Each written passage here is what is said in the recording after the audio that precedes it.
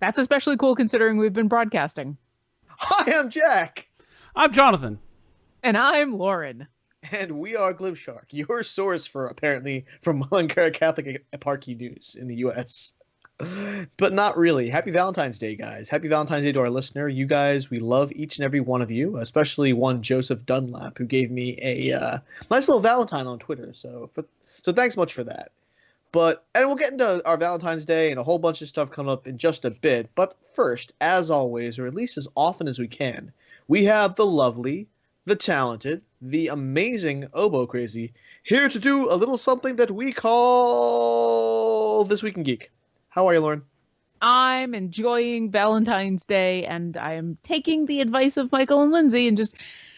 Actually, I'm not. Right at the moment, I'm not hanging out with my husband. He's playing Hearthstone, and I'm doing Glib, but he's only a few feet away, and he says hi, and he's my Valentine. Aw, I normally hate Valentine's Day, but tomorrow's going to be awesome because cheap chocolate. Yes. And then lots of running on the treadmill. I only have two things for This Week in Geek, but both of them involve fans and the internet being both awesome and awful at the same time. First, are you a fan of Stranger Things? You probably are. Yes! It's pretty awesome. Yay. Well, so season 2 is getting filmed even as we speak. It's supposed to air on Halloween of this year. And apparently the Duffy brothers are really, really upset with fans because they keep taking the titles of their chapters and analyzing them so much that they're figuring out what's going on. So in an interview with Entertainment Weekly, Matt Duffer shared some details about the chapter titles for the next season of Stranger Things. They released a short teaser video when the season was announced in August, and Duffer said that the episode titles do relate to the season's plot lines, but in some cases they don't tell the whole story. Now, the reason for that is because apparently people were figuring out storylines months in advance before the show aired. He said, quote, "Some of them are changing. Some of them we didn't put because people are smart on the internet. You've seen it with Westworld. They figured it out." Duffer said that the Stranger Things team actually consulted with the producers of Game of Thrones in order to come up with security protocols for the second season. This included giving the show and all the actors code names to ensure that things don't get leaked. They've been analyzing chapter titles and trying to either keep them hidden or change them until the very last minute, mostly because people are seeing these leaked titles and figuring out key parts of the plot. We probably won't see any of the titles until the actual debut of Stranger Things on Halloween. But, you know, who knows what gets leaked. But now that we know, hopefully fans won't be so rabid when they see things leaked because it's probably, you know, not going to be real because the Duffers are trying to be smarter than the entire internet and fandom. Oh, good luck with that. Speaking of the entire internet and fandom, Deep Space Nine. So if you are or were a fan of the show Deep Space Nine, you probably have been lamenting that recently it seems like every other Star Trek out there got a HD remake re-release except for them. And Deep Space Nine has kind of been the black sheep of the family. It's been hard to find any extra fun stuff for that whole show. Now, recently, a behind-the-scenes documentary was started to be produced. It was called What We Left Behind. It included a whole bunch of interviews with a giant portion of the cast, crew, writers. They even sat a whole bunch of writers down and had them hypothesize about a mythical season that never actually happened. And they got Adam Nimoy, who directed For the Love of Spock. They got showrunners and all these wonderful people. And now they just need a little bit of money. So they decided to do what a lot of people have been doing recently and go on fundraising campaigns. They specifically have an Indiegogo that went up looking to raise $148,978. And if you want to know exactly why they're raising that odd amount, watch the little intro video. It's actually kind of cute. And it's supposed to be a full documentary looking back at Star Trek Deep Space Nine. And they were hoping to raise this amount of money And within, let's say, a day, they raised 150,000. And as of this recording, the campaign still has 24 days left, and they are at 190% of their fundraising goal because they've currently raised $282,739 because apparently Deep Space Nine is not as black sheep as you think. And when fans are given the option to make something that they really want, now this is a really good pedigree. They've done most of the work already. It's basically this last money push. A third of it is basically licensing, because if they want to actually have clips of Deep Space Nine in the documentary, which for those of us who want who've seen documentaries, that might be kind of important. Almost a third of this money is going to go towards licensing those clips. A lot of it's post-production and some of it's perk fulfillment, and then a little bit of extra content. There's some pretty interesting stretch goals. You can go just search for What We Left Behind is the name of the documentary, or look for Deep Space Nine documentary or something like that. It'll come up. And I just love the fact that they were basically told, nah, no one's really that interested in Deep Space Nine. It wasn't the popular one. It wasn't the one that everybody wanted. And within a day or two, they've raised like twice their goal. So stay tuned for more information about that. They've still got 24 days left to go in the campaign, and then they're actually going to produce this documentary. They haven't yet announced how it will be distributed. My guess is Netflix, but you never know. That's all for this week in Geek on Mobile Crazy, and I'm actually more looking forward towards Easter chocolate because Cadbury cream eggs are awesome. Now give us that freaking Blu-ray.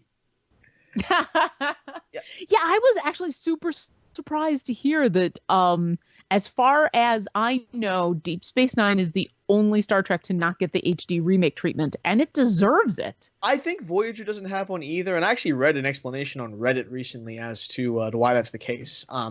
So apparently, a lot of the effects were, whereas with the original series, everything's on film, right? So It's actually their 35mm film of every episode of Star Trek, the original series, on there. And to an extent, for Next Generation, there was the demand to do it. But apparently in the 80s, they came out with this technology where they're able to downgrade film officially. They didn't have to keep the original film. They just did everything, converted it to tape. So it's all standard definition tape for 3 series. With Next Generation, they did the plunge because of how popular it was. With DS9, but they did like a whole remaster, and they redid effects and stuff. And then they were hoping to make the money back on the Blu-ray sales. And then streaming came out. And that cut into the sales for TNG. So TNG didn't make the money that it was supposed to as far as the remasters go or whatever. So the economics necessarily to do that, especially in an age where people aren't really buying hard content anymore as much, might not be there. But I'm hoping that maybe the CVS All Access thing will, if they do a remaster for that thing and it turns out to be a success, then that would be a reason. I think if you could only get it on CBS All Access, then that might be a reason to go and revisit it. But as a broadcast that has kept the DS9 light shining in people's lives for the past 10 years, we've done no less than 2 teleplays from or I think has it been 3 maybe? No, we did 2 Star Trek, 1 original, 2 Deep Space Nine, 1 original series, and we did 1 episode of TNG which we lost because of some sort of recording issues. But, no, we did Waltz and In the Pale Moonlight. So we did 2 Deep Space Nines. We should do Far Beyond the Stars at one point. Yeah.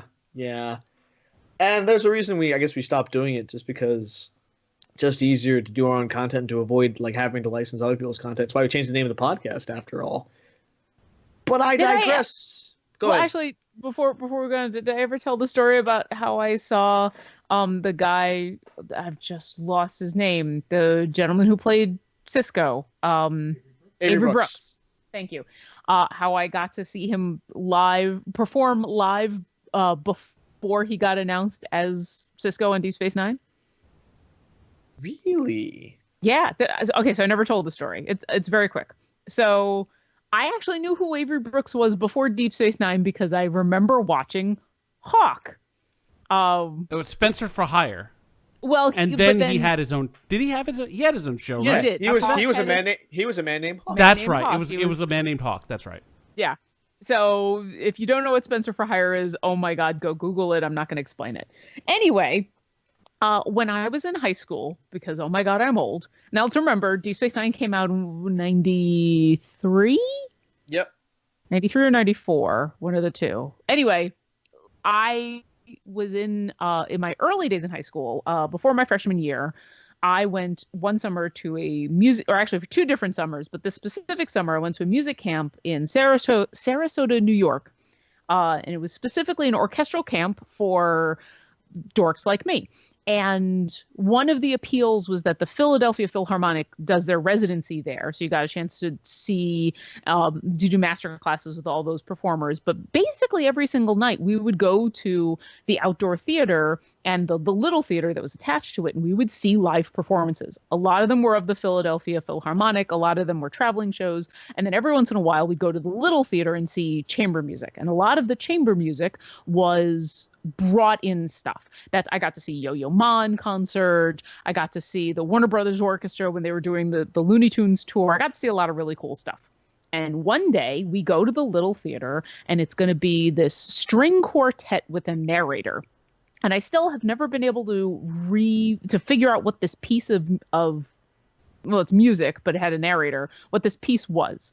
But the narrator was Avery Brooks, who at the time, I like the name. I was like, oh, I think I know who that. And he comes walking out. I'm like, oh, fuck, it's Hawk.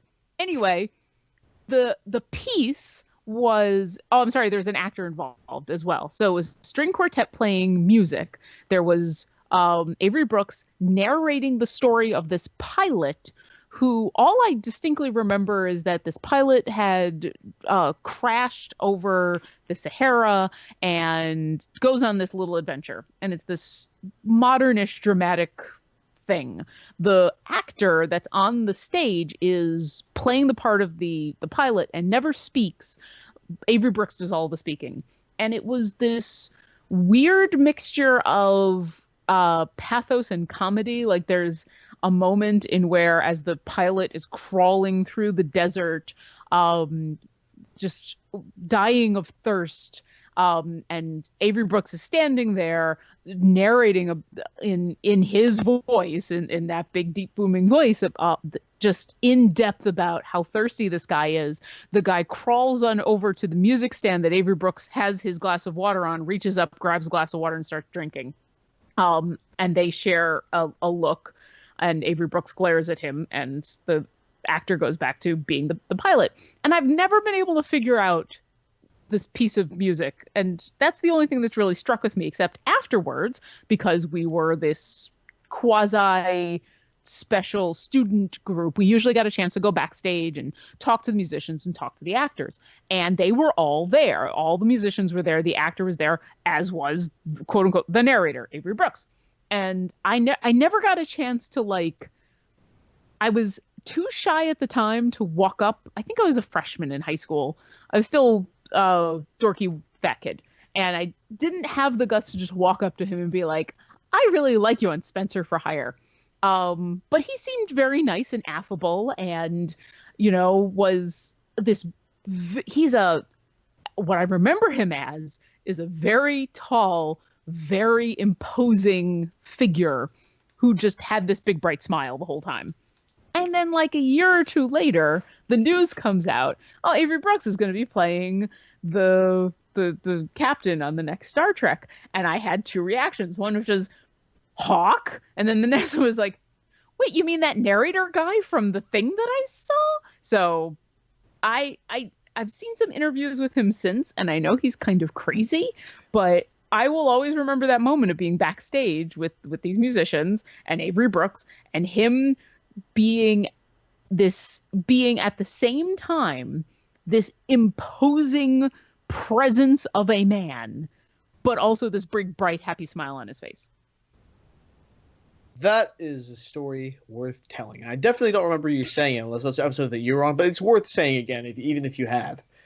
And on that note, the world is indeed a strange place. And if this is your first episode of Glib Shark, and it might be, I've been looking at the numbers, you can send an email to Lauren at obocrazy.com. So that's Lauren at obocrazy.com. And if you have a fact for This Week in Geek, you can send it to her.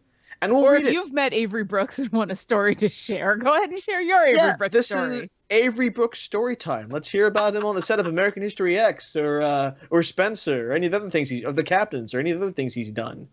But yeah, like, and we'll read it. And while you're at it, go to glibshark.com.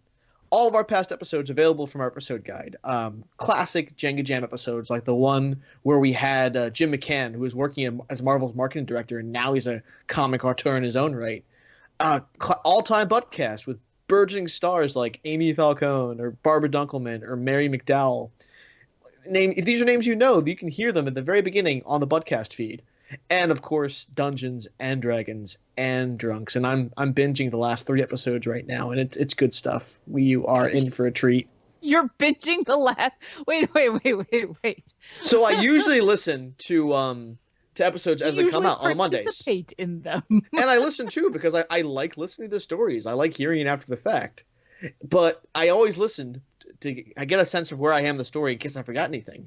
But there are a couple of podcasts I started listening to recently, so I've kind of fell behind on my D&D listening. So I have this whole I'm at the Pastorak house right now as far as the listening part goes. And I'm just remembering, like, wait a minute, more. I don't want to spoil it for anyone who hasn't heard it yet because it's only a couple episodes old. But definitely things I would have done differently if I had known things that I know now. Yeah. I listened to it because one thing that is part of the character of Jonathan the Magimuscular is his memory.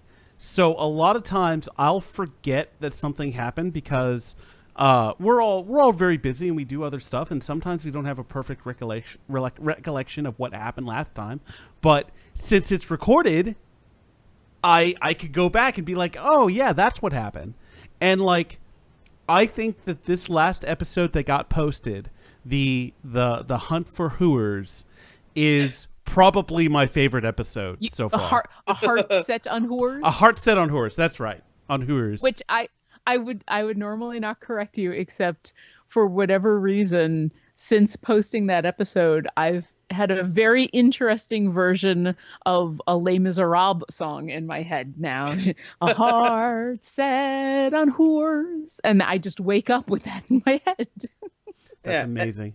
And now it's all conflated with the Hunt for Hoor October or something in my mind. Also, we can thank Luke McKay for the official spelling of Hoor. I didn't listen. I didn't have I guess I would have had the subtitles on when I was watching Always Sunny, but I didn't pay attention to how it was spelled when Frank said it.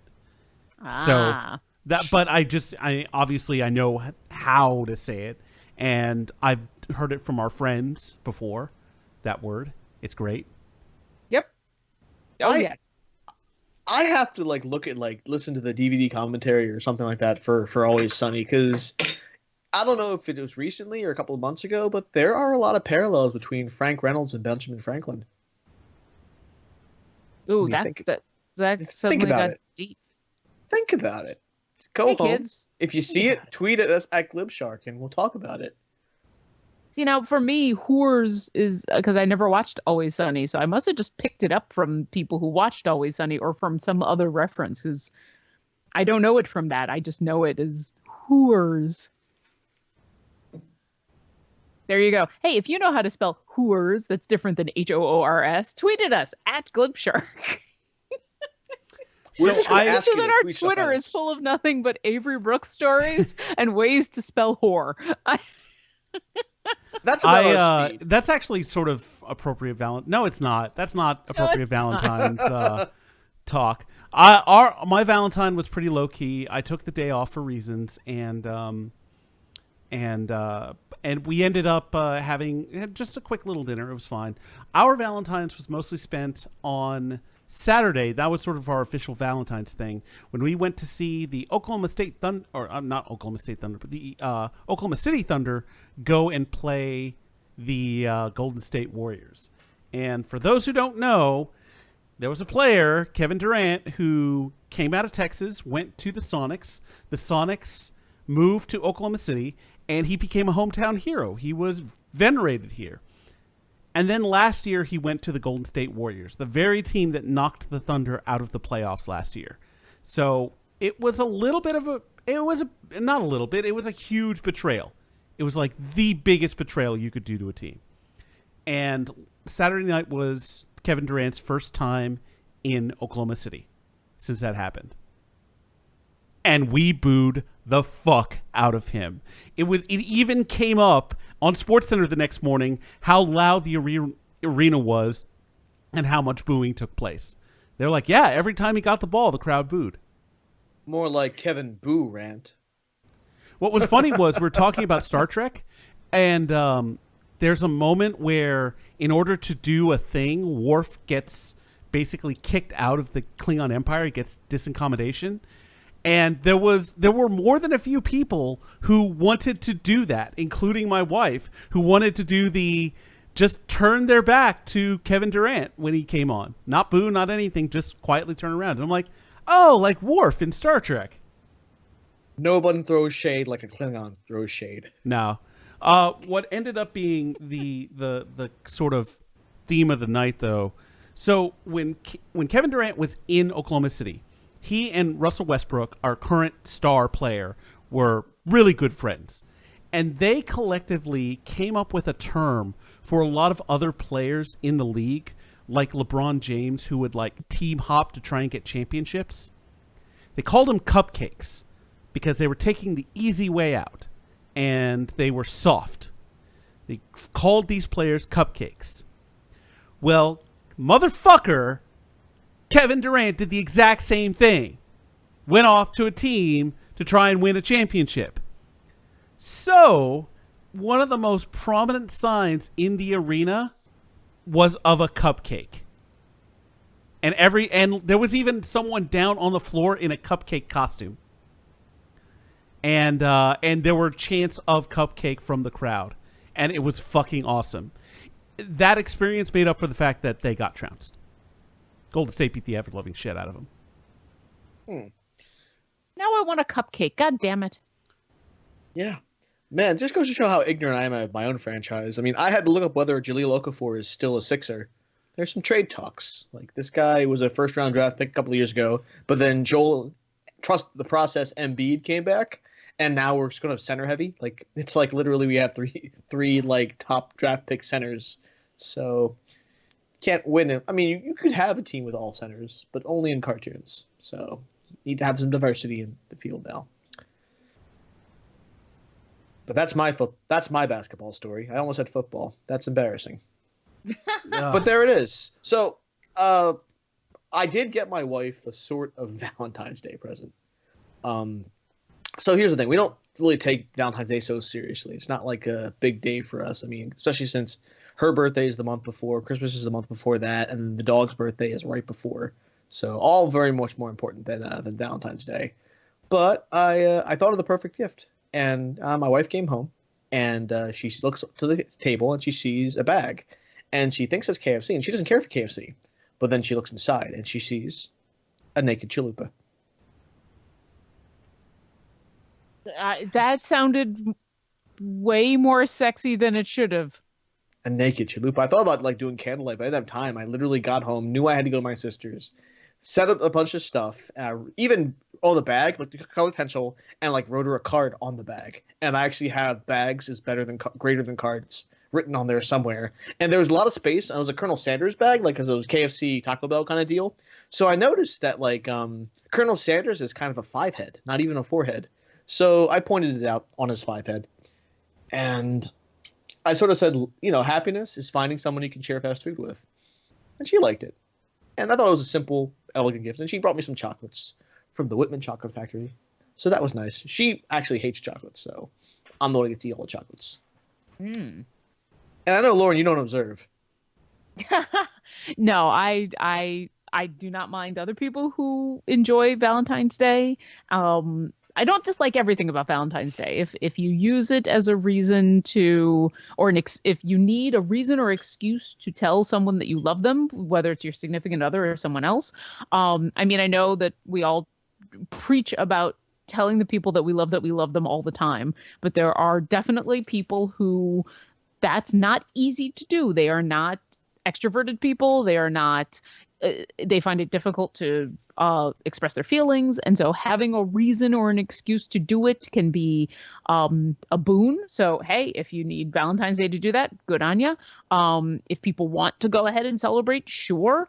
I also do enjoy geeky Valentine's Day cards. I was tweeting earlier today about the Halo and D&D variety. But in general, no. I think Valentine's Day is a Hallmark holiday invented simply to propagate to the purchasing of diamonds, flowers, and chocolates that is forced on a phone call of mine that is forced on men to try to get men into being guilted into buying expensive things for women. And so it puts under pressure on couples to show their love through purely monetary means, and single people to make them feel bad for not having a significant other to do that for or to. And I think the whole thing is repugnant and disgusting. That being said, tomorrow there will be cheap chocolate in the shape of little tiny hearts everywhere. And Luke and I are all over that shit.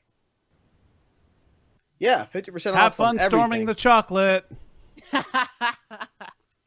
I actually Yeah, made a Mass Effect Valentine, and it's currently the image up on the stream, and did quite well on Reddit today. Yeah, I like it.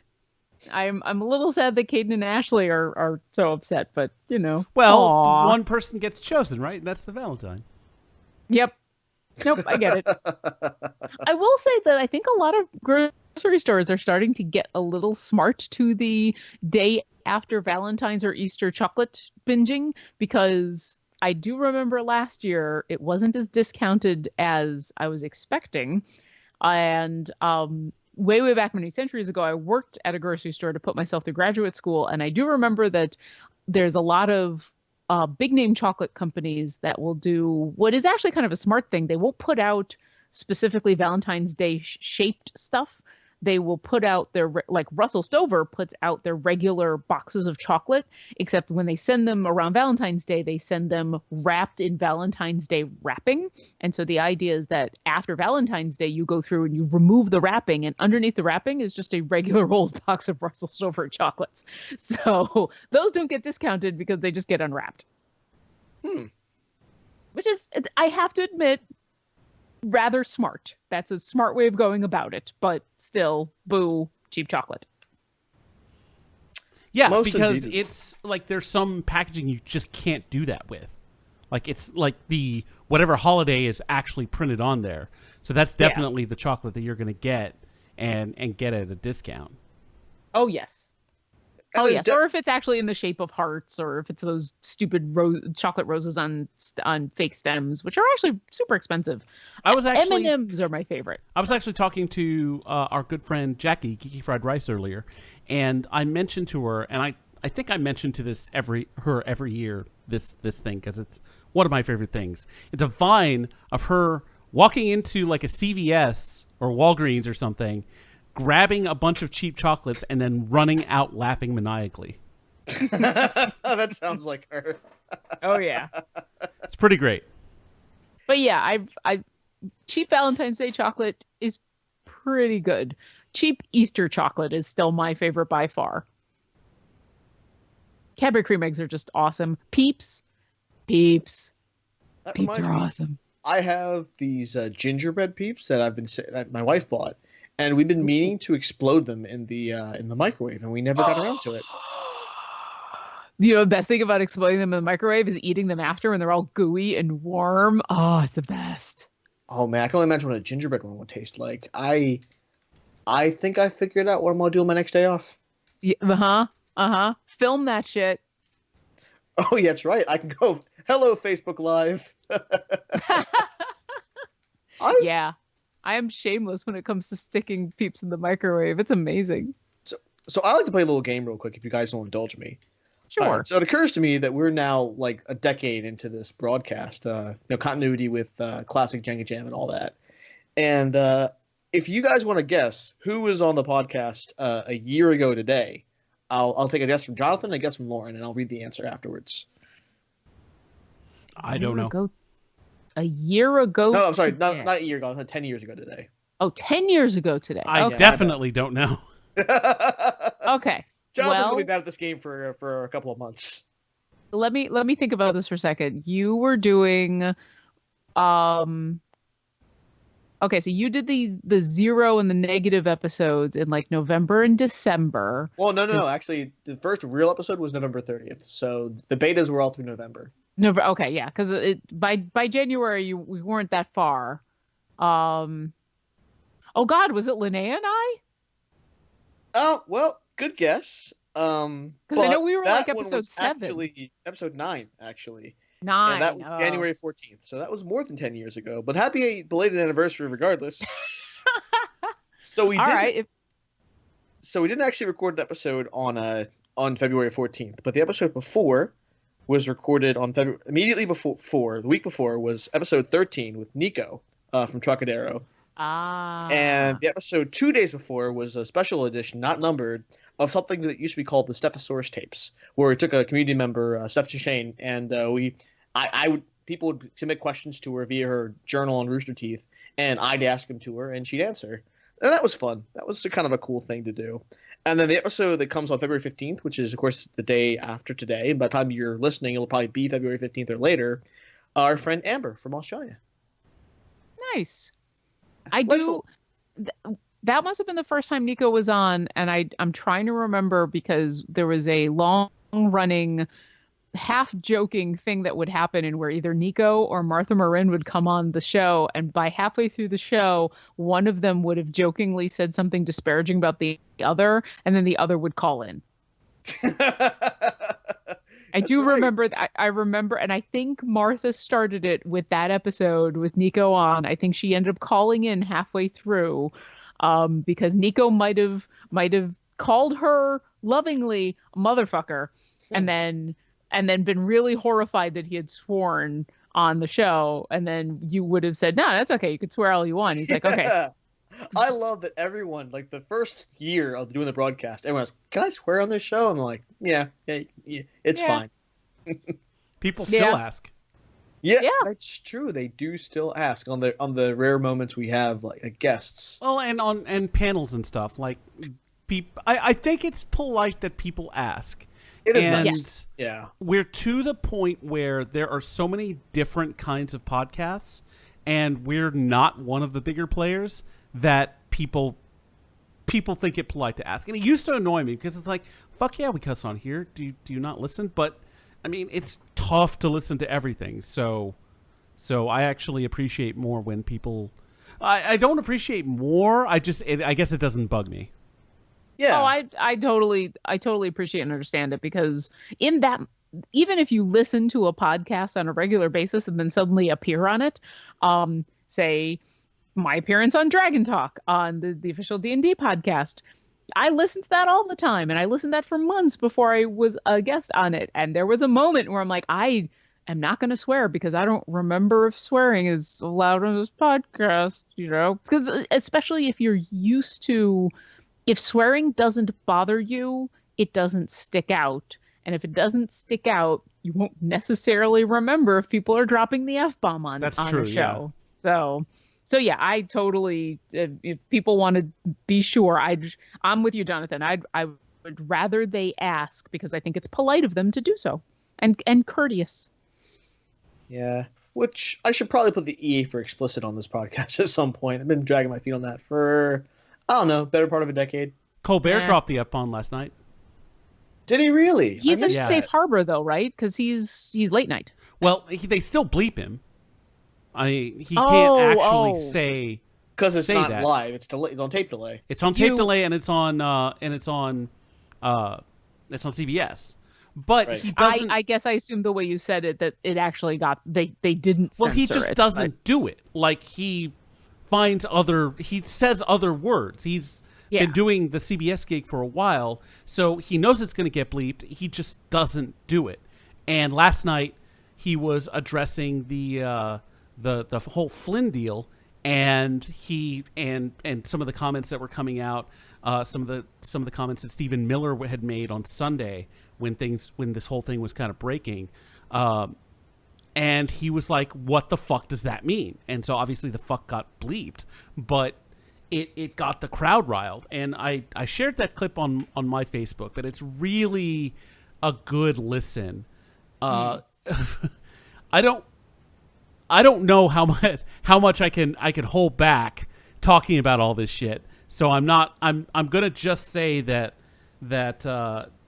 Flynn's resignation is hopefully the tip of the iceberg on this stuff. And I say hopefully not because I don't want these kind of scandals and these kinds of improprieties to be my country. I don't want that. But I also don't like the motherfuckers that are in charge right now. So anything that might hurt them or get them out of office, unfortunately, is something that I have to rely on. And this whole deal with when were people talking to Russians and what did they say? All of that is very, very troubling. And and Sean Spicer, it basically says nothing during his press conferences. He actually he denies stuff to the point that it draws attention to things, like the fact that the whole Flynn resignation did not have a legal component to it, because he said that the White House counsel reviewed it and immediately, quote unquote, immediately came to the conclusion that there was no legal question. But you can't come to that conclusion that quickly, and the Department of Justice is already looking into this whole matter to begin with. So if it was that easy to dismiss, the Department of Justice probably wouldn't be looking into it so hard. It's just a fucking mess. It is. And Colbert is a super intelligent guy, and I wouldn't be surprised if his choice of when to drop the F-bomb wasn't just for comedic effect, but because, as you said, he doesn't use it, it was a calculated F-bomb. Speaking of profanity on live television, did you guys watch the Grammys?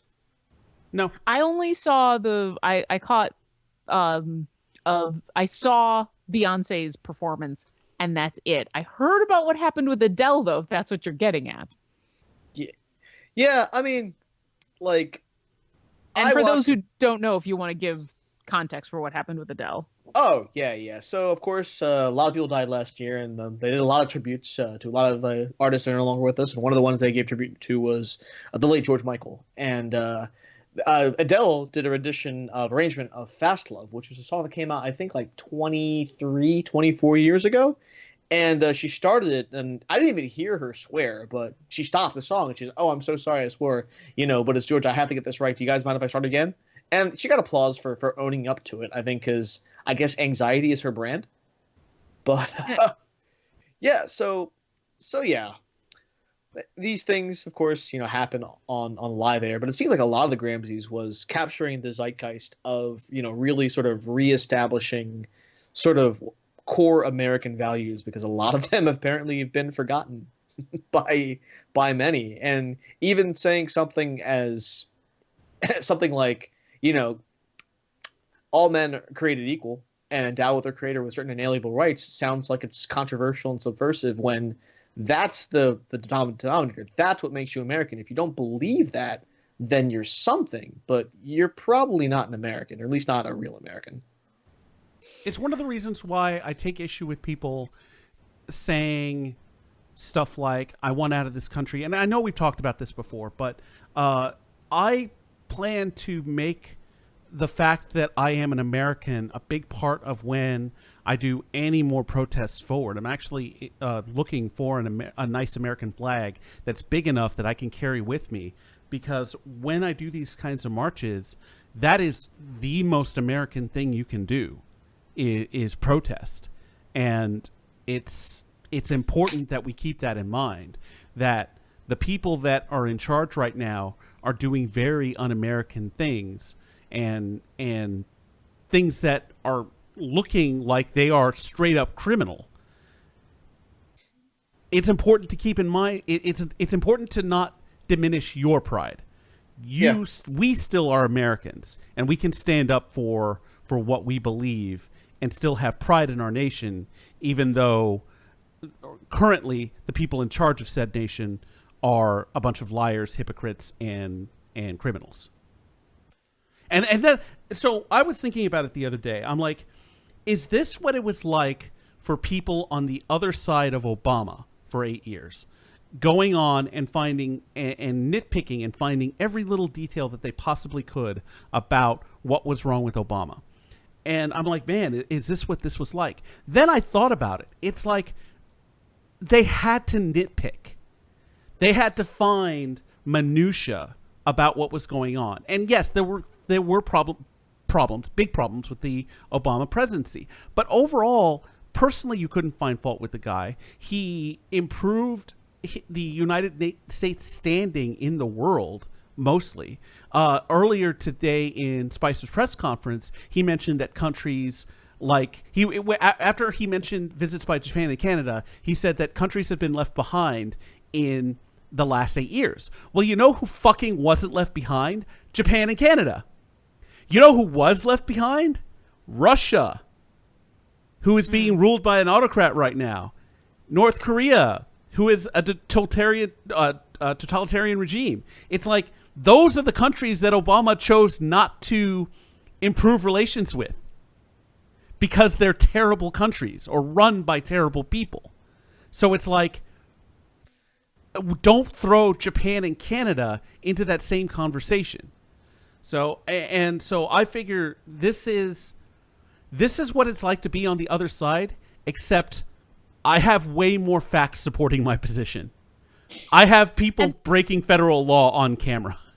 And that would be the thing I would continue to impress upon anybody is because we've all been warned about being in the bubble.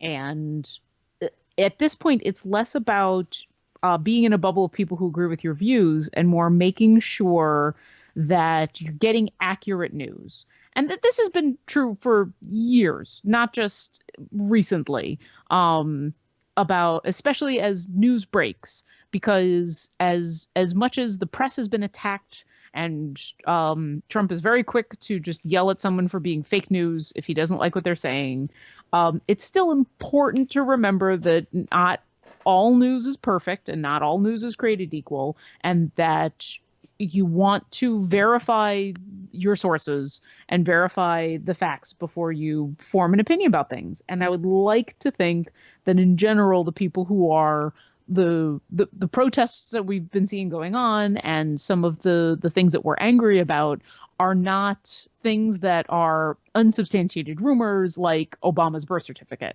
that these are concrete things with verifiable issues from multiple sources.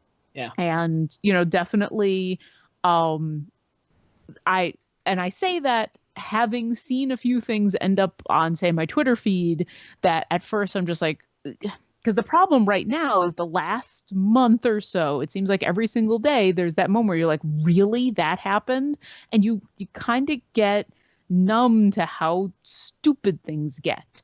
Except every once in a while, there's something on my Twitter feed that I'm like, wait a second. And I look into it a little bit. I'm like, no, this actually didn't happen. Or didn't happen the way the headline said it happened. Or this didn't happen the way that, this is old information that's being re-brought up or something like that. So definitely look at your sources, verify your information, and then be angry and do things. But to your concern, Jonathan, about is this what people who are against Obama feel like? I feel like it's a valid concern. Like, am I just hating the administration because they're not the people I voted for? And I think as long as the things I am upset by or the things that I am protesting are concrete realities that I can point to and point to evidence to, I don't have to worry about blindly following a party. And it's funny because like you said, it's about making sure that you are with reality, and things happen, like a strategic planning session happens in a restaurant. Yeah. In full view of people who have no security clearance. That's And let's keep in sight the one. I mean, there is so much you can do right here, right now, to register your concerns about the process, about legislation, about government. One day that everyone should keep in their minds is November 6th, 2018. So that is the day of the midterm elections. Now, people typically don't show up during midterm elections because if there's not a president on the ballot, then by and large, people don't care. But if you are concerned or all dismayed about what's going on, the easiest way to send a message is, to show up at that midterm. And I created a Facebook event. I mean, just for my friends, I may make it a bigger event, like just sort of as a resource to tell people, okay, well, this is what you need to vote in your community. This is where you vote in your community. This is what's on the ballot. This is what's going on. This is what you would need. And people have responded in kind. And we have about 77 responses out of like people I invited, which isn't bad. And I'm hoping to expand this event and make sure that, this year's midterm elections are very important and that people show up and show the response. And that's true. And it's a bipartisan effort on my part. Like, if you are a person who feels like, the other side deserves a chance for whatever reason, I mean, state your case. You have a voice in the process too. So everyone should make their voice heard. Apparently, the House Oversight Committee is launching an investigation over the Mar-a-Lago deal. Okay, so speaking of that, on a related topic, but a less serious one.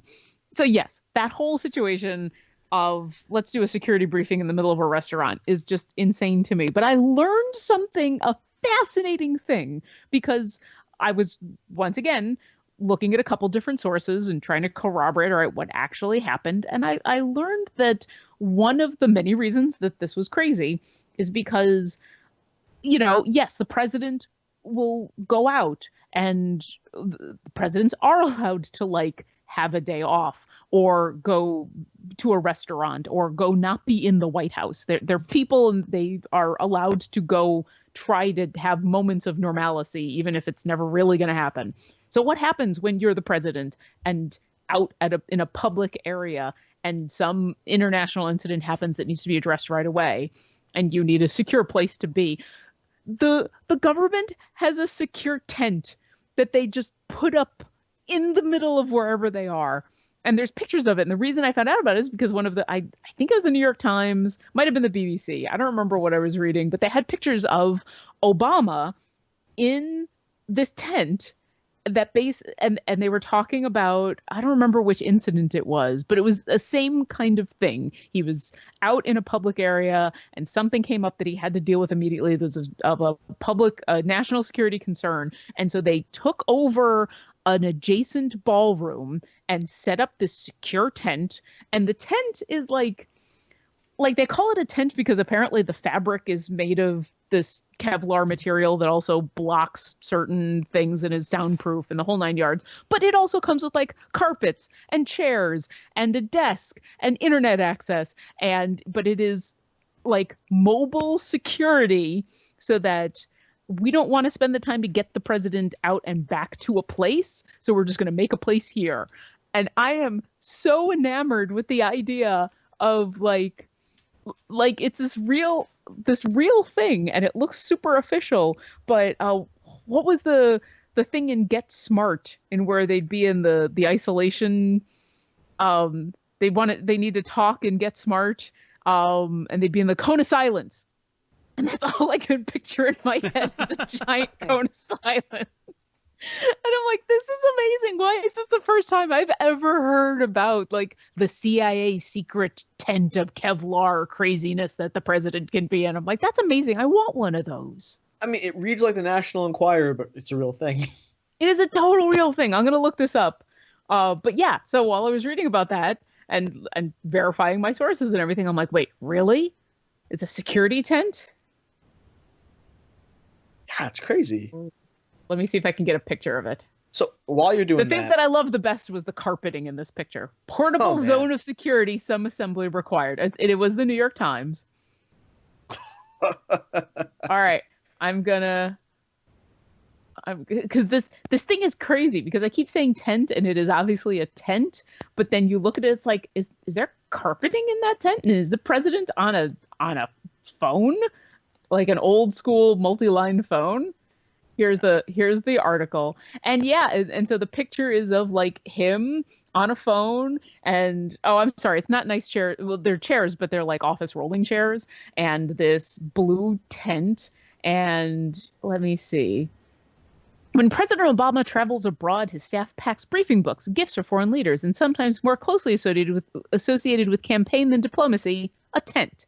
Even when Mr. Obama travels to allied nations, aides quickly set up in the security tent, which has opaque size and noise-making devices inside, in a room near his hotel suite. When the president needs to read a classified document or have sensitive conversations, he ducks into the tent to shield himself from secret video cameras and listening devices. And yeah, you can read the whole article about this. This article came out November 9th, 2013, so it was a little while ago.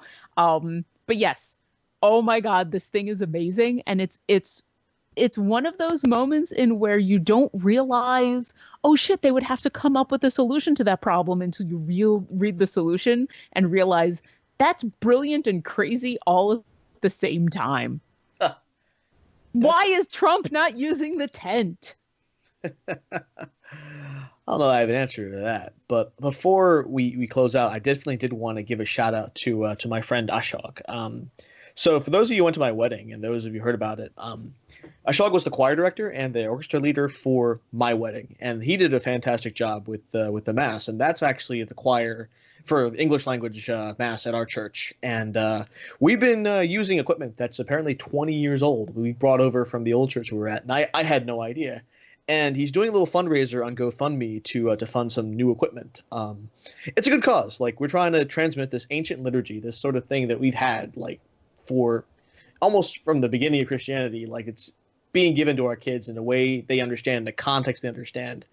And I think it's cool to be able to pass it on. And musically, it's very solid. It's a beautiful liturgy. A lot of chanting, a lot of things, a lot of but modernized too. So if you're so inclined, go hit up his GoFundMe. It's a choir equipment that works. If you follow me on Twitter, then it's a pinned tweet. You can actually click on that link, and if you have a couple of bucks, want to give us a cup of coffee or something, we're coming close to our goal, but definitely want to try and help out and close that out. So at my age, at 40 years old, trying to keep up with, and I want to be able to use it. But if you're so inclined, so give. And I wish I had the money to give, because part of what made your wedding so special was getting a chance to play for you and getting a chance to work with him and his dedication. And he was a very sweet, wonderful man. And so I really hope that you guys get the money that he deserves, that you deserve. If you can't help, signal boost. It's always, every little bit helps. Whew. Our sound producer is Jonathan Signal Boost Cerna. All you did that time was just repeat what you had just said. I'm disappointed. Fine. Our sound producer is Jonathan Manufactured Triumph Cerna. I stand by my disappointment. How about this? Our sound producer is Jonathan. I'm going to play and record a French love song for you and for Glib Shark after we're done here, Cerna. That's just not going to happen. Yeah, I'm going to do it. You got 3 labels. I feel like that's good. And you probably heard words at the beginning of this broadcast. That's Bob Ball. He's our announcer, and he's a voice actor. You may have heard some music, the little ditty at the beginning and end of the song. That's by our good buddy, Linnea Boyev. And thank you so much for spending an hour of your time with Glib Shark. And on behalf of Jonathan, Lauren, and the entire staff, this is Jack Edithel saying good night, good health, and resist. Also get a tent.